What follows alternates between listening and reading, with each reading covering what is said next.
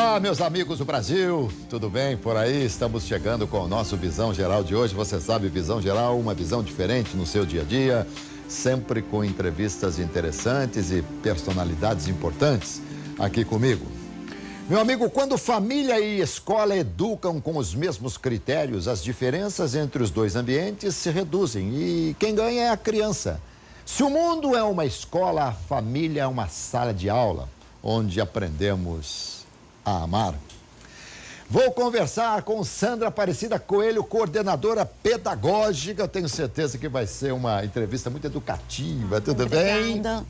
Tudo bom? Obrigado demais pela sua presença aqui, querida. Eu agradeço. Você sabe que eu adoraria ser um pedagogo, viu? Jura? É, porque eu adoro esse... Aliás, eu gostaria de ser tanta coisa na minha vida. Legal. Deus faz as coisas certas, né? Se desse tudo que eu quisesse fazer, se eu fosse, eu estaria estudando até hoje. Aliás, a gente vive estudando, né? Sim. Você não para de estudar, para? Não. A gente que lida com educação, a gente nunca para de estudar. É verdade, né? A gente é gozado que é uma ilusão você pensar que... vou me formar e aí... Não, uma coisa, né, Sandra? Cada dia é uma lei, é um complemento, é uma palavra nova, né? Dependendo da área, a gente tem que estudar. De uma forma ou outra tem que estudar. Muito tem que estar bem. atualizado. Sandra, deixa eu falar um pouquinho de você aqui. Sandra Aparecida Coelho, formada em Letras pelo Centro Universitário Paulistano, especialista em técnicas de leitura e interpretação de textos em língua inglesa. Também pelo Centro Universitário Paulistano, professora de língua portuguesa e língua inglesa em escolas de idiomas, escolas regulares. Trabalhou como alfabetizadora de crianças estrangeiras, espanholas, francesas, americanas. Então, vai ser fácil entrevistar aqui, porque é muito tranquilo, sabe tudo, hein? Coordenadora pedagógica de projeto bilíngue para crianças de 3 a 14 anos. E coordenadora pedagógica do ensino médio do Colégio Rafael de Santo. Aliás, é o seguinte, as coisas mudaram muito, né? O ensino vai evoluindo cada vez mais, né? Graças a Deus. Sim. Mas eu me lembro, por exemplo, que eu comecei a estudar francês, inglês, isso aí bem lá pra frente, né? Mas hoje eu tenho uma neta de 3 anos que estuda inglês já na... É Olha coisa só. impressionante. Sim. Por que a coisa... isso faz parte, é extremamente importante que seja assim? Sim, porque quando a criança ela está nessa faixa de 3 anos, 4 anos, ela está assim muito preparada para adquirir conhecimento, né? O cérebro dela tá preparado para a aprendizagem mais fácil do que a gente. Então eles retêm. A criança ela aprende muito fácil, mas ela esquece também muito fácil. Ah, é? Sim. Então eu acho não, tenho certeza que aos 3 anos, a criança adquirindo, utilizando, ela vai reter o conhecimento, né? E ela vai levar isso para o resto da vida. Eu ainda aprendo? Com Mais de 60 certeza, aprende não, ainda? com certeza, viaja bastante. Viajo. Então, aproveita as viagens, o vocabulário, né, o contexto daquilo que você está visitando. Mas olha, eu vou falar uma coisa pra você, com sinceridade. Se me cortar meus braços, eu vou começar a passar fome em alguns lugares. Não, será? Vai deixar a mímica de lado, vai ter que falar. Vai ter que falar, né? Com certeza. Sandra, qual que é o papel do coordenador pedagógico no colégio? O que vocês fazem no colégio? Colégio, muita gente confunde o papel do coordenador pedagógico com o do orientador educacional. O orientador educacional é aquele que cuida do desenvolvimento educacional da criança, do aluno, certo? Eu cuido do desenvolvimento do professor, mas do desenvolvimento pedagógico também do aluno. Então, a gente cuida do desenvolvimento de conteúdo, desenvolvimento de aulas, né? O acompanhamento de desenvolvimento do aluno, porque a partir do momento que ele entra para um novo nível na escola, por exemplo, uma criança que veio de 8º para o 9º ano, porque o nosso ensino médio no Colégio Rafael de Santo, ele começa no 9º ano. Então, eu recebo esse aluno, ele vai ter que mudar o comportamento, porque a aprendizagem é uma mudança de comportamento. Então, eu tenho que acompanhar essa mudança, para que chegue no final do ano, ele esteja preparado para o 1º ano do ensino médio. Você também é uma espécie de ouvidoria do colégio? O pessoal reclama alguma coisa com você, vai falar com você? Como é que é? Sim, mas com a Mônica, que é a nossa orientadora. Quando é relacionado ao papel do professor, notas, o sistema apostilado, né? Que nós temos o sistema SAS, maravilhoso. O que é sistema SAS? O sistema SAS é o nosso sistema de apostila. né, toda a nossa metodologia, todo o nosso material, que antigamente eram livros, lembra? Tinha livros de ciências, o livro de matemática. Então agora ele vem um material compacto, espiralado. O que é esse espiralado? Não existe mais aquilo, primeiro ele vai aprender sobre o céu, depois os planetas, não. Ele aprende de uma forma que, muitas vezes, o que ele viu no 6º ano, ele vai ver no 3º ano do ensino médio, mas pedindo uma competência do aluno diferente. Então, se eu recebo um aluno de uma outra escola, por exemplo, mas o meu filho, ele veio de uma outra escola, ela era uma metodologia diferente, a gente fala, não tem problema nenhum. Ele vai ver aqui, às vezes, o que ele já viu de uma forma diferente, que vai exigir uma competência, uma habilidade dele diferente. E ele vai estar preparado para isso. Tá, então a gente pode dizer que o sistema SASE é o sistema onde o ensino ele é todo apostilado. Isso, ele é apostilado completo, ele tem tanto material físico quanto material... visual, né? Tecnológico. O aluno tem esse acesso em casa, acesso pelo celular através da plataforma. Bom, uma curiosidade aqui, eu me lembro... Primeiro, vamos esclarecer aqui para o pessoal da minha faixa etária aqui. Sim. Antigamente era grupo escolar, depois você fazia uma admissão para entrar no ginasial, depois você tinha do ginasial, era o clássico ou o normal que você fazia, aí você prestava faculdade e tal. Como é que é hoje? Hoje o ensino básico, ele vem desde o infantil até o ensino médio. Jardim da infância antigamente.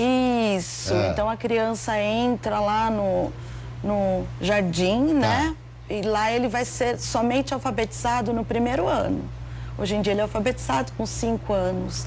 Aí ele faz do 1º ao 5º, né, que a gente chama de Fundamental 1. Então, Fundamental 1 vai então até o 5º ano.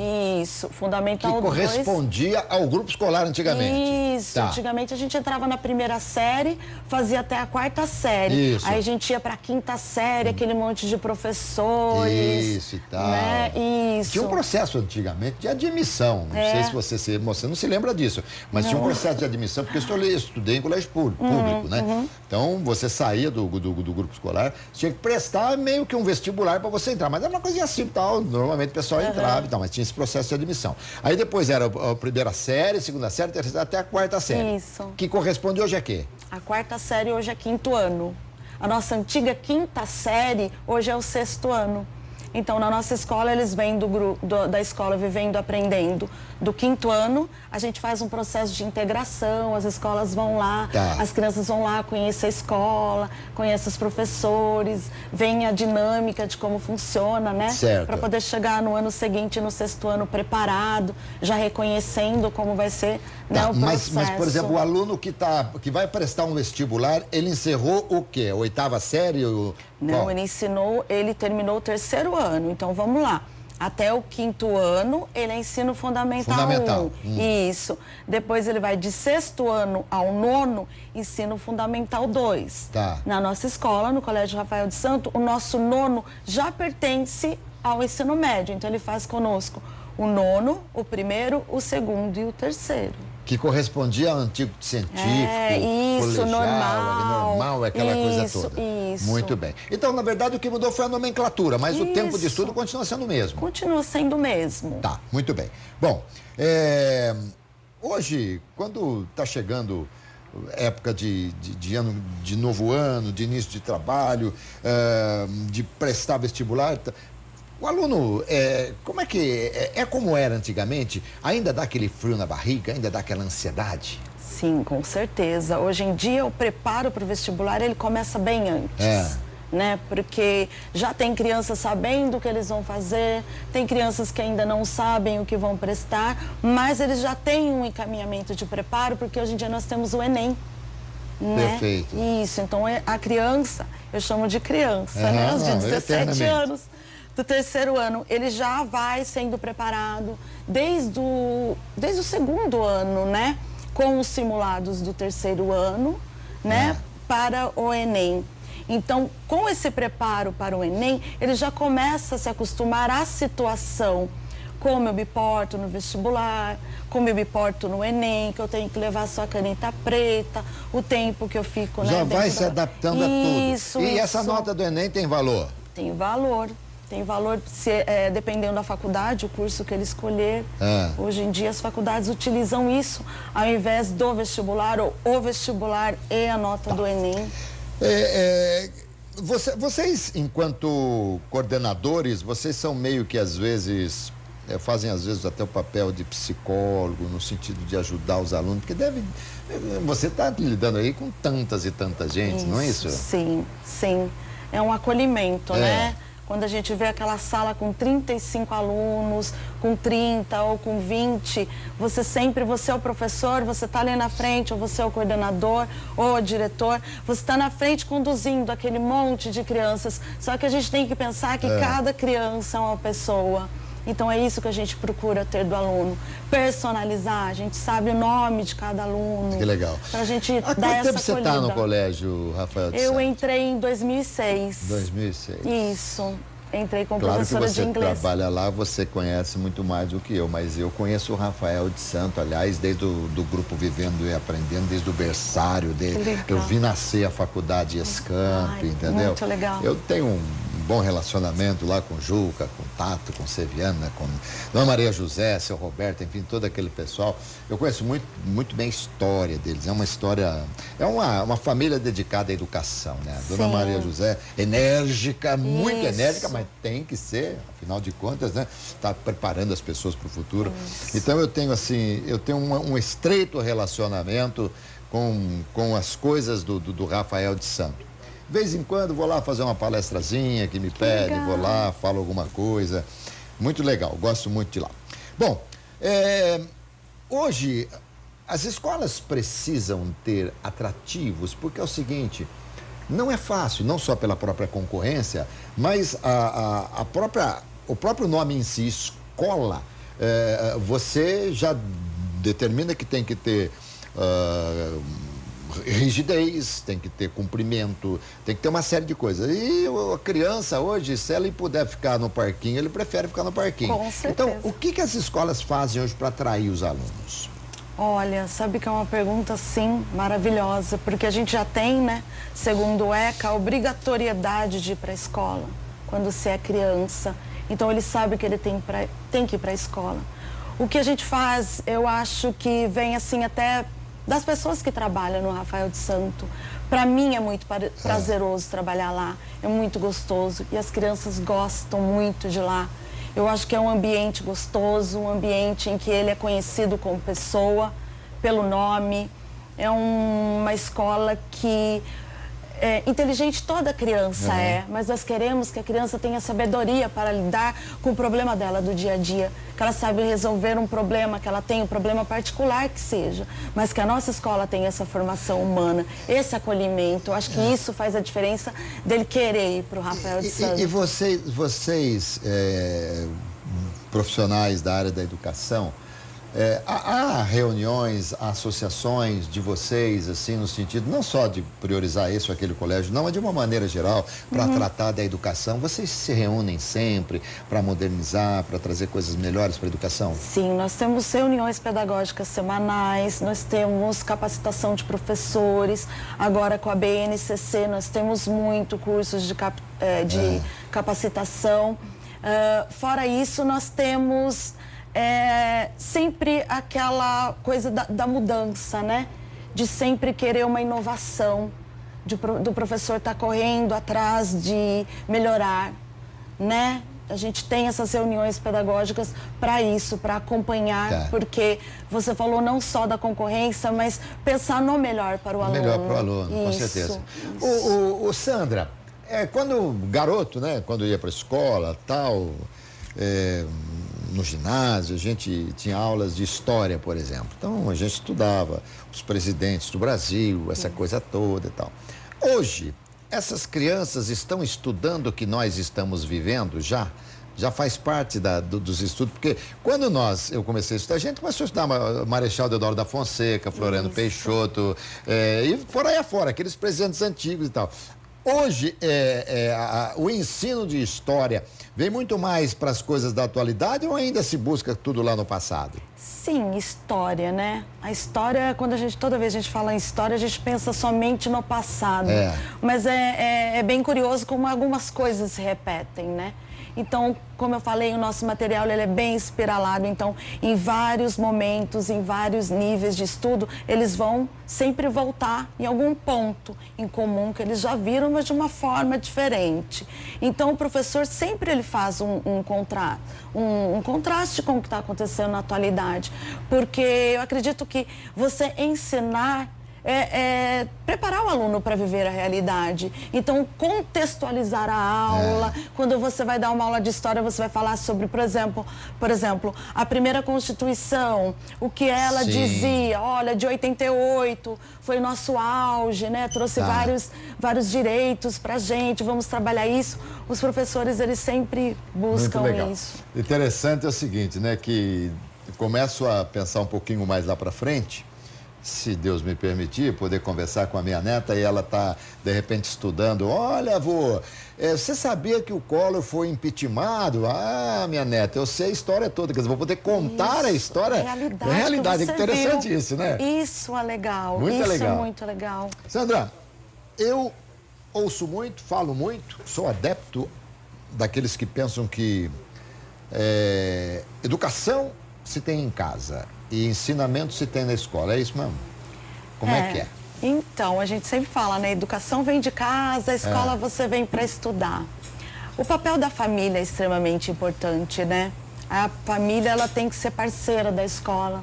Eu acho que essa parceria, né? Ela se encaixa. Escola, família, todo mundo com o mesmo objetivo, né? Edificar uma criança, formar um cidadão com consciência humana, que saiba lidar com os problemas. Então, eu acho isso essencial. A gente mudou esse ano o nosso formato de reunião de pais para juntamente unir a família. Então, agora a gente tem uma reunião, como era antigamente aquela reunião que o pai ia ver os problemas. Então, hoje a gente começa com um acolhimento com os pais, um bate-papo rapidinho e uma palestra. Geralmente um psicólogo, né, um profissional especialista nessa área. Então a gente pode entender que essa frase que eu disse há pouco para você, ela é verdadeira, no entanto, tem que colocar uma vírgula e acrescer alguma coisa, porque há uma integração hoje de escola e família. Sim, não é porque vai para a escola, agora o problema é da escola. Não é porque também vai para casa, agora o problema é dos pais. Eu acho que é essencial esse andamento, assim, junto, né? Andar junto mesmo, perfeito. De família e escola. E Sandra, você com a experiência que tem,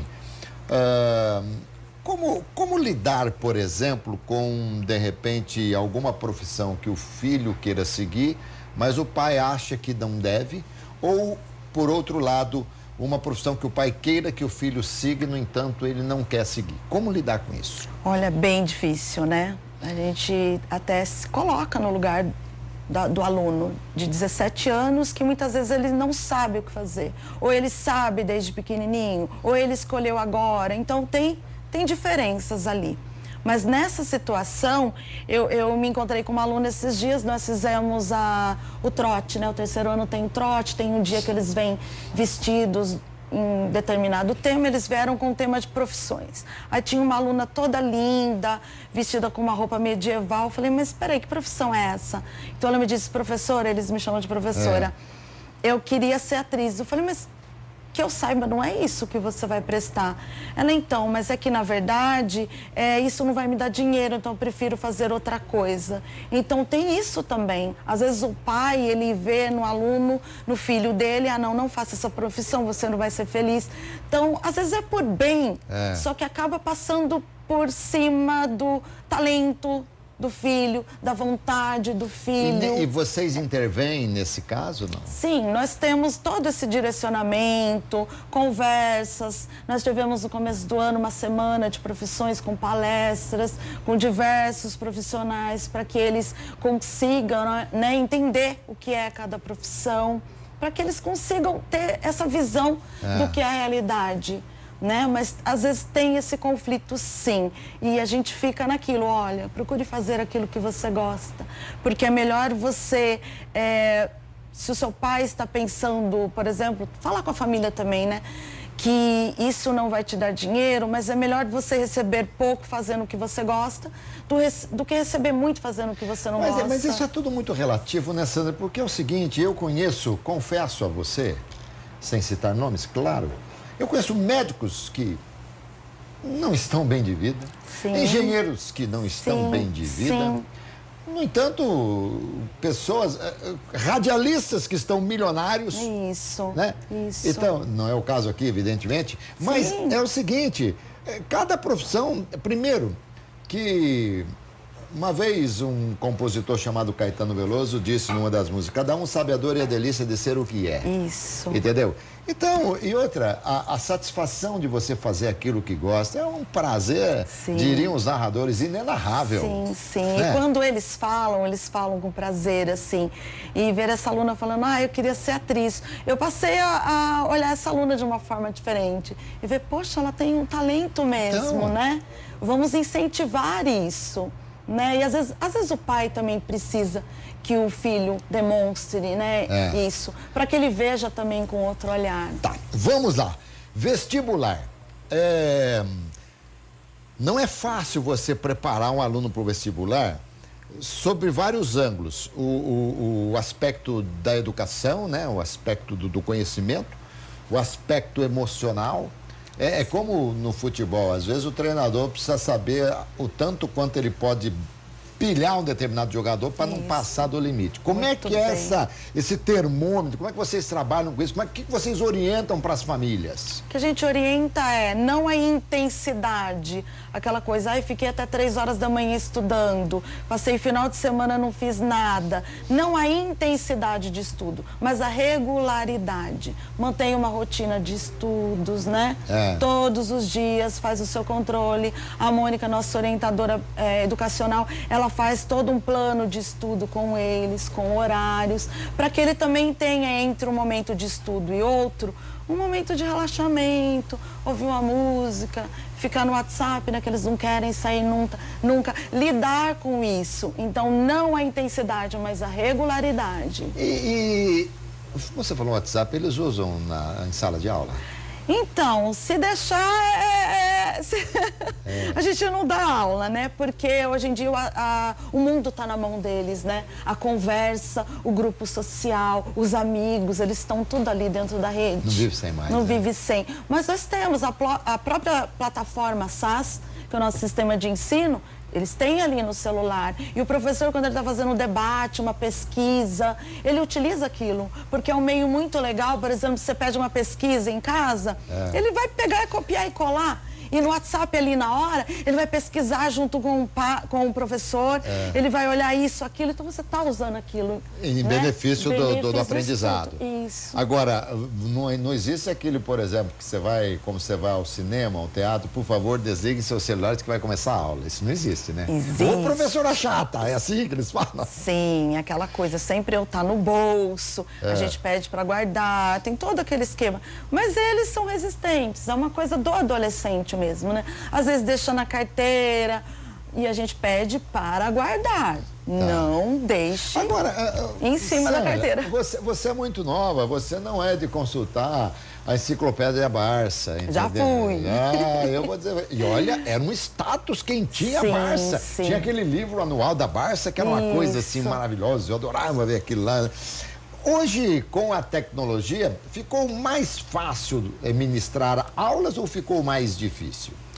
Assim, eles têm um acesso, imagine que na nossa época você precisasse saber o que é a palavra, tipo a letria, que era uma palavra que a gente usava para xingar os amigos. E não tem nada a ver com palavrão, palavra feia, nada. Então, a gente tinha que buscar no dicionário para ver o que a pessoa estava falando, para ver se ela estava tirando com a nossa cara. Hoje não, o aluno pega 1 segundo, o Google dá a resposta para ele. Na hora. Então, eles têm esse costume de achar que, às vezes, o estudo, uma pesquisa, tem que ser rápido essa resposta para ele. Né? E a gente quer que ele se aprofunde, ele não vá apenas no Wikipedia. Né? Que ali todo mundo pode colocar informação. Que, aliás, nem é tão confiável assim, né? Exatamente por isso. Não é. Então, eu quero um site científico, eu quero uma busca melhor, eu quero que com as suas palavras você pontue aquilo que você estudou, que você adquiriu. Sabe, olha só, eu me lembro da minha professora de português, que ela fazia, era uma brincadeira, a gente adorava, né? Ela falava todo dia quando chegar na minha aula, no final da aula, eu quero que cada um de vocês fale uma palavra que vocês procuraram no dicionário para dizer o que significa. Então era uma delícia. E a gente pegava aquelas palavras e tal, e a gente se sentia tão forte, né? Mas é isso aí, as coisas vão mudando, o ensino vai mudando, e ainda bem que as coisas vão evoluindo, né? Sim. Agora, os alunos de hoje são mais arredios, porque hoje tem aquele negócio, não me toque, não... Eu já levei reguada de professor, nossa, hein? Porque eu era da turma lá do fundão, entendeu? Mas sempre estudando, né?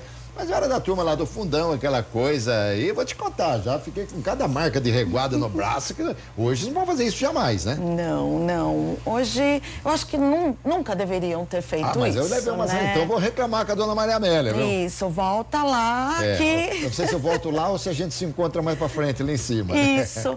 Na realidade, a violência, ela nunca é legal, né? A gente faz uma brincadeira ou outra. Como professora, eu costumava falar, vou pegar a cinta e falar pra eles que eu uso muito a palavra cinta numa questão assim, de disciplina. A gente faz essa brincadeira. Eu fui uma criança que eu apanhei muito, então eu não gosto que o pai bata. Eu acho que não é legal. Chamar atenção, sim. Eu acho que o professor tem que chamar atenção. Ele tem que fazer o aluno voltar para a realidade. Você sabe que você falou um negócio interessante aí. Eu, quando narro futebol, e eu narro quase sempre, né? Ontem mesmo narrei o jogo da Ponte Preta, e eu peguei muito a cinta. É uma expressão que eu uso muito no jogo. Quando o jogador faz uma bobagem, quando o árbitro faz uma bobagem, eu falo, dá a cinta aí, pega a cinta aí, me dá a cinta aí. Eu falo muito isso também. Entendeu? Toda hora, me dá a cinta e tal. Mas não é no sentido da violência, né? É no sentido de explicitar para quem está ouvindo a bobagem que foi feita, alguma coisa nesse sentido. Né? Porque eu abomino a violência, assim, a todo momento. Ontem foi uma violência terrível no estado da Ponte Preta depois do final do jogo. Foi uma coisa muito triste. Mas, enfim, hoje os alunos, o comportamento deles hoje é melhor ou pior do que era antes? Do que foi você, por exemplo, como aluna? Nossa, me comparar como aluna... Eu falava demais também. Hoje em dia eu vejo que a gente começa a mudar os alunos de lugar e eles começam a conversar e eu me vejo muito ali. Então o que eu falo para eles é, vocês podem mudar o lugar em sala de aula, mas não mude a sua personalidade. Né? Todos os dias entram vários professores, cada um com a sua personalidade. Então não é a sua personalidade que vai mudar porque mudou o professor. Né, no momento da troca de aula. Você tem que continuar sendo mesmo quem você é. Mas eu acredito que o adolescente, ele é sempre adolescente. Sem dúvida.